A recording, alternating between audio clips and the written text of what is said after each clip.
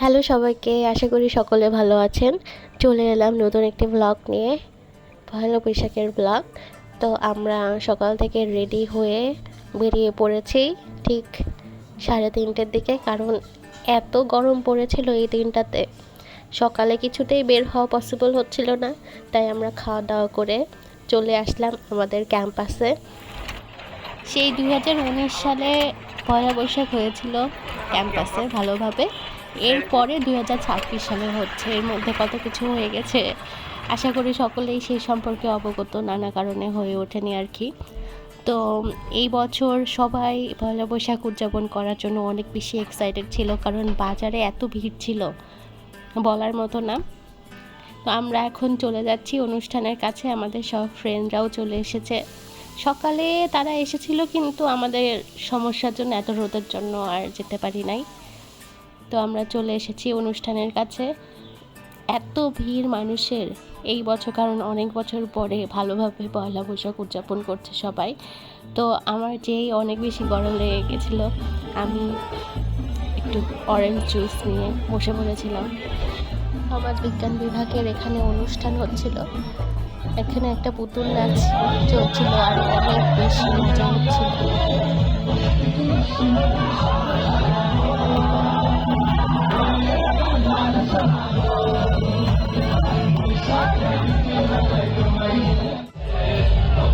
আমাদের অনেক জায়গায় যাওয়ার প্ল্যান থাকলেও যাওয়া হয়ে ওঠেনি, কারণ এত গরমে কারোরই বেশি এনার্জি ছিল না। সব ফ্রেন্ডরা মিলে অনুষ্ঠানের পাশেই বসে গল্প করছিলাম, যে যার মতো মজা করছিলাম গানের তালে তালে।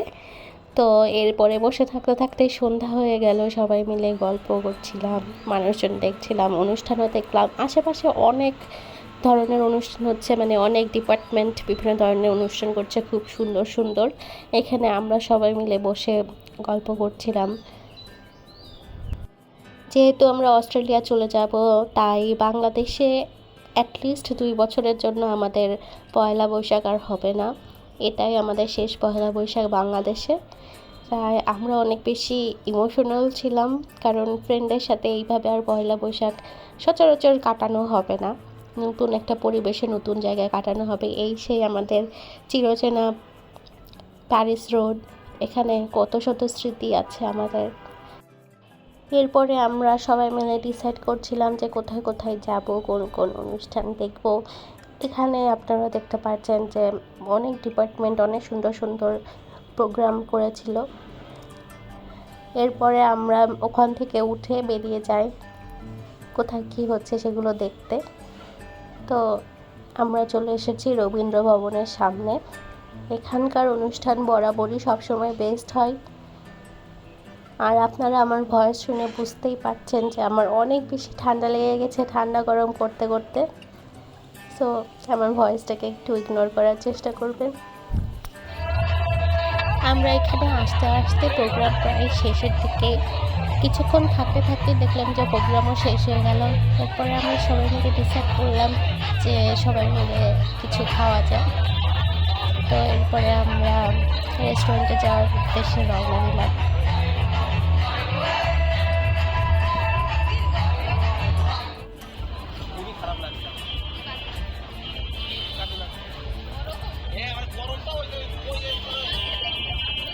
তো আপনাদের এই রাস্তাটা কার কার ভালো লাগে? যারা রাজশাহী বাসিন্দা, আশা করি সকলেরই এই রাস্তাটা অনেক পছন্দের একটা জায়গা, কারণ এখানে গেলে মন ভালো হতে বাধ্য। এরপরে আমরা চলে আসলাম আমাদের রেস্টুরেন্টে। দেখতেই পাচ্ছেন শুভ যাচ্ছে রেস্টুরেন্টে, ম্যাকাও রেস্টুরেন্টে, কারণ সব রেস্টুরেন্ট মোটামুটি তখন বন্ধ হয়ে গেছিলো। শুভ এখানে বলছিল যে আমার একটা ছবি তুলে দাও। এরপরে শুভকে ইগনোর করে আমরা ভেতরে চলে গেলাম।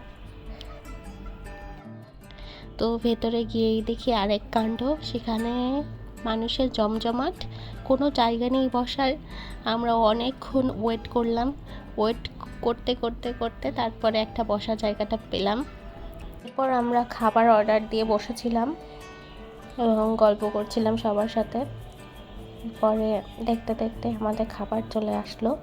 শুভ তো খাবে না ভাত, এর জন্য বলছে আমি স্যুপ খাবো, তাই শুভ আর মিম স্যুপ অর্ডার দিয়েছিল।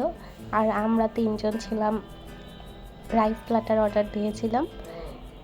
তো আমাদের খাবার আসতে একটু দেরি হয়েছিল এবং অবশেষে চলে আসলো, দেখতেই পাচ্ছেন। এরপরে খাওয়া দাওয়া শেষে সবাই থেকে বিদায় নিলাম এবং আমরা আমাদের বাসায় আসার উদ্দেশ্যে রওনা দিলাম।